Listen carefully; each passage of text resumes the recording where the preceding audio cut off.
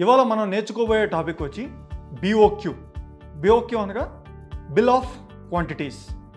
Bill of quantities అనేది జనరల్గా అందరూ అనుకునేది ఏంటంటే BOQ వచ్చి ఓన్లీ BOQ ప్రాజెక్టుల్లో మాత్రమే ఉంటుంది అని అనుకుంటారు.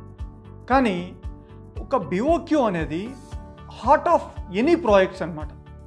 ఎనీ టైప్ ఆఫ్ ప్రాజెక్ట్ కోసం BOQ అనేది మన గుండె ఎలాగో మన BOQ అనేది ప్రాజెక్ట్కి అలాగా. అది ఎలా అంటే any type of BOQ project అవ్వచ్చు, EPC ప్రాజెక్ట్ అవ్వచ్చు, PPP ప్రాజెక్ట్ అవ్వచ్చు, హ్యామ్ ప్రాజెక్ట్ అవ్వచ్చు, BOT ప్రాజెక్ట్ అవ్వచ్చు, లేదా లంసమ్ ప్రాజెక్ట్ అవ్వచ్చు. ఎనీ ప్రాజెక్ట్కి మన BOQ ఏంటంటే హార్ట్ అనమాట.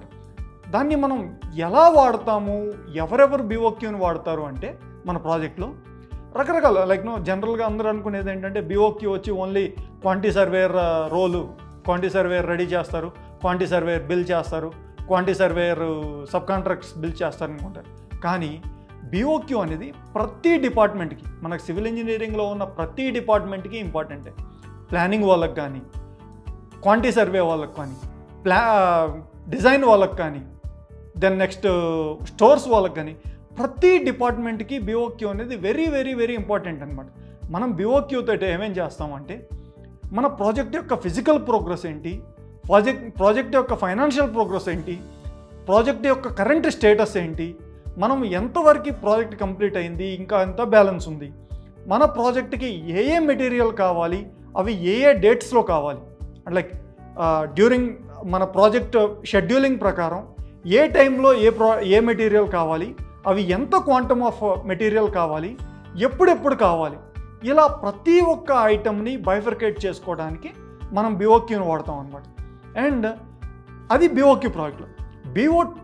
EPC ప్రాజెక్ట్ కానీ, BOT ప్రాజెక్ట్ కానీ, హ్యామ్ ప్రాజెక్ట్లో ఏంటంటే మన ప్రాజెక్ట్ యొక్క ఓవరాల్ కాస్ట్ తెలుసుకోవడానికి కానీ, మన ప్రాజెక్ట్ యొక్క ఓవరాల్ స్టేటస్, ప్రాజెక్ట్ యొక్క ఓవరాల్ ఫైనాన్షియల్ అనాలిసిస్ తెలుసుకోవడానికి కానీ మనం BOQని వాడతాం అనమాట. BOQని మనం రకరకాలన్నమాట. మనం ఏంటంటే మనకి ఏంటి ప్రాజెక్టు ఎలా ప్లాన్ చేసుకోవాలి, ఏ BOQ ఐటమ్ మనకి ఎక్కువ క్వాంటిటీ ఉంది, ఏ BOQ ఐటమ్ తక్కువ క్వాంటిటీ ఉంది, దాన్ని ఎలా మనం ముందుకు తీసుకెళ్ళాలి, ముందు ఏది ప్లాన్ చేసుకోవాలి, ఒకదాని తర్వాత ఒకటి ఏ ఐటమ్ తర్వాత ఏ ఐటమ్ ఎగ్జిక్యూట్ చేయాలి, దానికి స్కోప్ ఎంత ఉంది, మన దగ్గర మెషినరీ ఎన్ని ఉన్నాయి, వాటి ప్రకారం మనం ఎలా ఎగ్జిక్యూట్ చేస్తే మన అనుకున్న టైంకి మన ప్రాజెక్ట్ డ్యూరేషన్కి కరెక్ట్గా రీచ్ అవుతాము, ప్రాజెక్ట్ డెడ్లైన్ ఎగ్జాక్ట్గా మీట్ అవుతాము, వీటన్నిటినీ మ్యాచ్ చేసుకోవడానికి మనకు BOQ ఉపయోగపడుతుంది. అలాగే ఇనిషియల్ ప్రాజెక్ట్ ఎస్టిమేట్ చేయడానికి BOQ కావాలి, ఫైనల్ ప్రాజెక్ట్ ఎస్టిమేట్ చేయడానికి BOQ కావాలి, during the full run time of the project మనకి BOQ కావాలి. ఇలా each and every stage of the project, ప్రతి ఒక్క స్టేజ్లో కూడా ప్రతి ఒక్క అవసరం కోసం మనం ఈ BOQని వాడతాం. సో అందుకే నేను చెప్పాను BOQ అనేది హార్ట్ ఆఫ్ ద ప్రాజెక్ట్ అని. సో ఇలాంటి మంచి వాల్యుబుల్ ఇన్ఫర్మేషన్ కోసం మన ఛానల్ని లైక్ చేయండి, సబ్స్క్రైబ్ చేయండి.